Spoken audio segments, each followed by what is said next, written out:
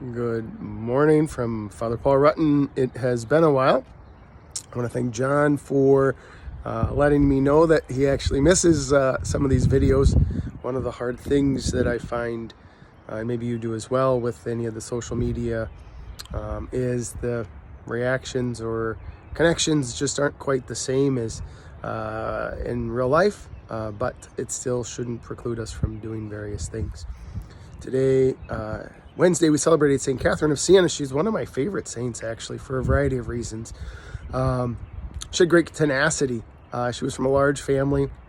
She was a third order Dominican, and she brought peace to lots of people, people just in her own community, but also leaders of countries and areas. She's the reason the Pope moved from Avignon, France, back to Rome. And she had an incredibly mystic prayer life. There's a book of the dialogues and her conversations with God. She understood her own humanity and need for Christ and grace and mercy. And that is what always drove her to strive for holiness and encourage others as well. She also lived during a pandemic as well, so she too understands the great challenges that we're facing here these days. But the other thing that I wanted just to share is a little bit of reflection as I've looked at a lot of the readings from these days talk about the early aspects of Easter. And one of the things I realized is so often for me, Easter was Sunday, the first Sunday there, the celebration, everything's great, Jesus rose from the dead. But in these weeks, as I really looked at it, I realized that actually that's not how they lived. That yes, they saw Jesus risen from the dead. Yes, there was great joy in their hearts, but there was also fear. There was also confusion, uncertainties. It's in that early days that we have the road to Emmaus.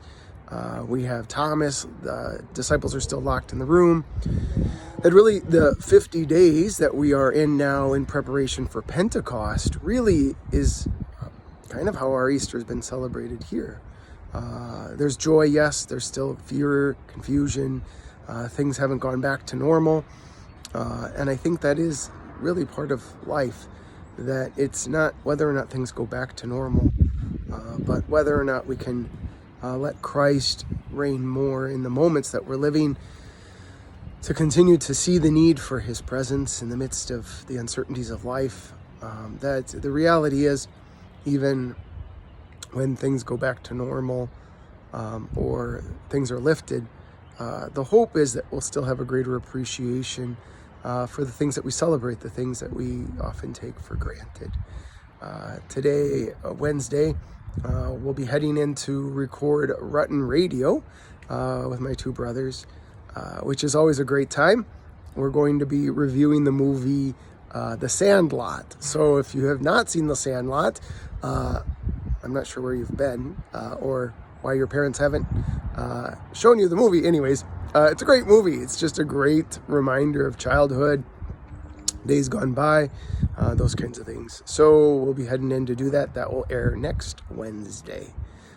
Know of my prayers for each and every one of you, and I hope that today, in the midst of everything, you can enjoy some of the beauty of the weather, the birds chirping, the trees growing, things are green, and the people who are around you. God bless.